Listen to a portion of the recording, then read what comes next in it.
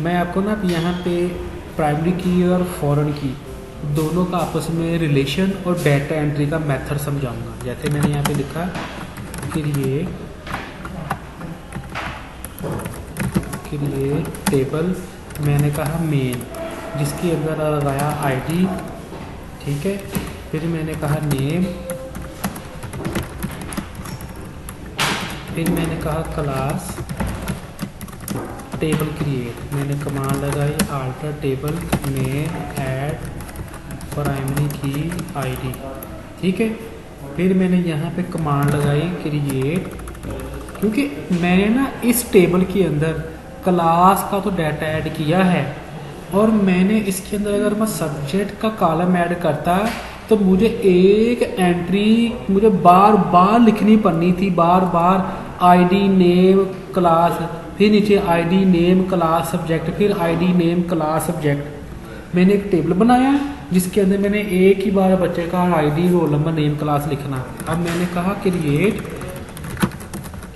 Table main detail ID number subject varchar, table create, मैंने कहा alter table main detail add FOREI foreign key ID references main key ID के साथ जोड़ दे, connect हो गया।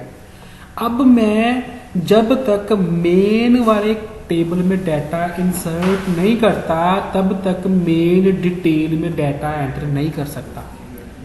Is clear? जिसके अंदर प्राइमरी की लग गई है वो मास्टर है, जिसके अंदर एफ के लगी है वो आपका डिटेल है, यानी चाइल्ड टेबल।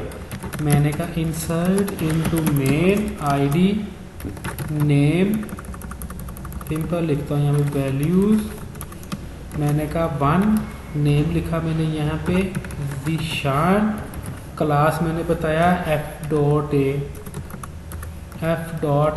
FA1, उसने कहा 1 रो इंसर्ट, ये मेरी 1 रो एंट्री इंसर्ट हो गई। अब मैं क्या करूँगा, अब मेन डिटेल वाले कॉलम में डाटा एंटर करूँगा, ठीक है। इंसर्ट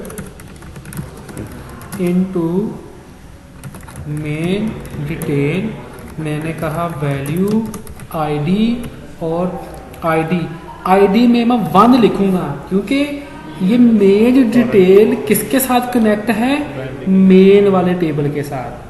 अगर मैं यहाँ पे 2 लिखूंगा और यहाँ पे मैथ लिखूंगा तो वो एंट्री नहीं लेगा, क्योंकि वो कहेगा 2 का बच्चा तो कैसे आ गया, इसका तो फादर ही नहीं है। अगर मैं कहूँगा insert into main detail VAL values, मैंने कहा आईडी 1, मैंने कहा मैथ 1, फिर मैंने यहाँ पे जाके लिखा इंसर्ट, बल्कि मैं कॉपी कर लेता हूँ ऐसे टाइम बचेगा।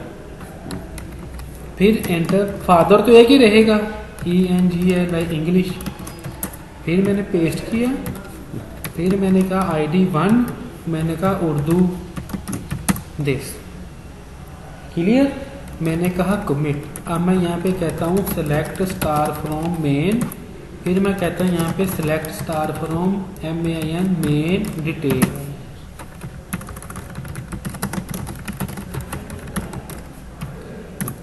ओहो select star from main detail, यही है ना, ये ठीक है ना। अब ये देखिए ना, अब ये वाला डाटा और ये वाला डाटा, ये दो अभी अलग-अलग हैं।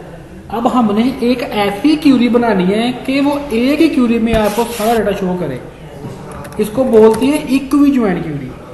आप कहेंगे सेलेक्ट, मैंने कहा main dot ID, main dot name, main dot class, ठीक है। फिर मैंने यहाँ पे लिखा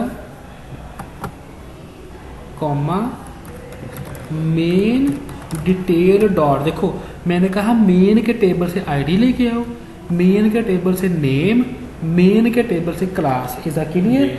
फिर मैंने कहा मेन डिटेल के टेबल से आईडी, फिर मैंने कहा main detail dot subject, 2 table से डेटा उठा रहा हूँ, मैंने कहा मेन फिर मैंने कहा मेन डिटेल, ये 2 टेबल, और आपने आगे कहा वेयर मेन डॉट आईडी की, मेन की आईडी बराबर हो मेन डिटेल डॉट आईडी के, और वो डाटा उठा के आपको देगा। मैंने कहा कॉलम सेट करो,